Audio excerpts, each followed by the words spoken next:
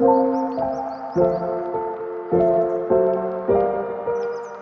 guys, it's Sarah and welcome back to my channel. So in today's video, I'm kind of starting a new series. It's gonna be a little bit similar to a podcast basically, but just kind of like a little self-talks, sharing my experiences and helping you become the best version of yourself. So just to jump right into the video, because I do not want to waste any time. We're a few months into the new year and this is when we want to reflect on our goals, see how they're doing, and make sure that we're keeping up on track. And today I'm going to be helping you make sure that we're going to become the best version of ourselves before the end of the year. So before we do that, I'm just going to do a little reflection on my past year. It was a great year for me. I definitely had a lot of ups, especially in the beginning of the year, but towards the end of the year, it was definitely a lot more down. I was super depressed and it was not a very good year at the end. But looking back at it, I made a lot of good memories. That's something that I kind of want to keep in mind in the back of my head, even when it may seem like I'm having a bad day or it may seem like it's a really bad time right now.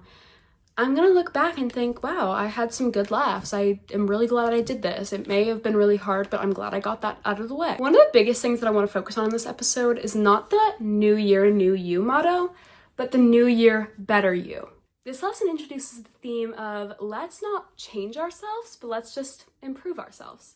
Because let's face it, we all have some room for improvement, and that's what a new year is all about. This could even be a really great journaling prompt, but just sitting down, thinking, writing it down, even talking to like your video camera or something. What is the best version of yourself? What do you see that as? Maybe you can even make a Pinterest board for this, whatever you think would work best for you. For me, I loved writing it down and journaling about this. And not only that, but what kind of habits would your dream person have?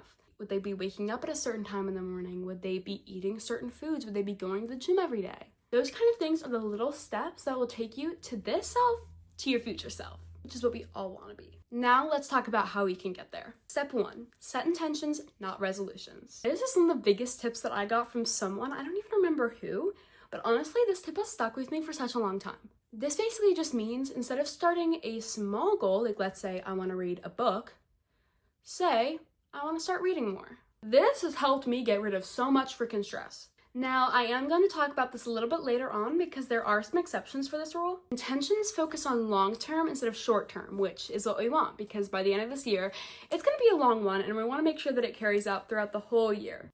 Step 2, SMART goals. SMART goals is a little acronym. I don't know if you've heard it before, but it is a little bit of a popular acronym. S stands for specific, so if you want to read more, you want to read one book, you want to read 5 books this year. M stands for measurable. For example, for measurable is if you want to start going to the gym more, maybe get a gym tracker, maybe start counting your calories on an app, something like that. Achievable is one of the biggest ones that I know I struggle with and I know you probably do too. Don't set too big of goals or they just won't be achievable. I learned this from a teacher back in middle school. It is so helpful. If you want to start studying more and you didn't study at all last year, maybe don't put yourself in for studying for like 8 hours because that's just not going to happen. R is relevant. For me, this means relevant to my dream self. Is this goal that I want to have the goal that my future self would want to have? The goal that my dream, my better self would want to have? That is what you want to think of when you think of relevant. And then lastly, T is time bound. Make sure that you have a start and end time to this. For example, if we're doing it to the end of the year, it would be starting whenever you watch this video, whenever you want to start, to the end of the year, instead of time for it. SMART goals can be used for any goals, not just New Year's resolutions. So if you want to get more studying done, maybe set some times for it. Staying consistent with your habits is going to be one of the hardest things to do. I'm going to make a different episode of this series maybe a little bit later about how to stay consistent with your goals. Number 4 is one of the ones that I learned in middle school that transformed my life. And I'm not even joking, this went from 0 to 100 and it was the easiest thing you could ever do. Routines. Yeah. This may seem so simple, but for me, this worked like no other. When I was in 8th grade, I did this and all I would do was the night before, write down a little time-stamped morning routine of what I wanted my morning to look like. And in the morning, I do the same thing for the afternoon. I actually saw like a little podcast of a guy talking about this as well as he did it. So I didn't get that from him, but I know that a lot of other people do it as well. You don't know how you're going to wake up in the morning. You can wake up super lazy, not motivated, don't want to do anything. But if you have a list that you already know what's going to happen, you're going to get it done. Because that way you can't be making these stupid excuses of, oh, well, I just don't feel good. Well, I think today's going to be a rest today. Well, last night you told yourself something a little bit different. You know those times where at night you set alarms for like 4 in the morning and you wake up and turn them off because you're like, why did I set an alarm for so early? That's that kind of moment. Now we aren't going to be turning the alarms off. We're going to be getting right up because that's what we need to be doing. It's so easy to slip back into habits that are more comfortable, but we shouldn't be comfortable.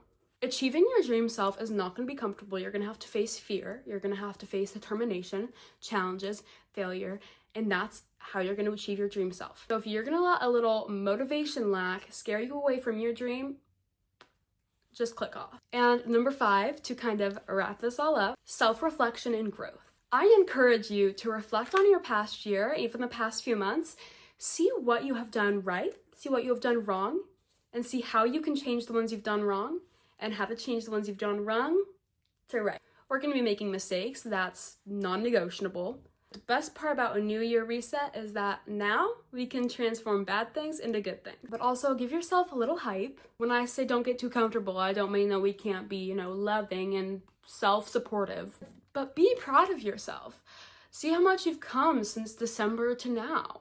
I mean, we're not the same people. Every day we experience new things that change who we are. Again, that's non-negotiable. But what matters is what we do with it. I hope you enjoyed episode 1 of Sarah Speaks. Let me know what you guys think and leave all of your recommendations below for how I can improve.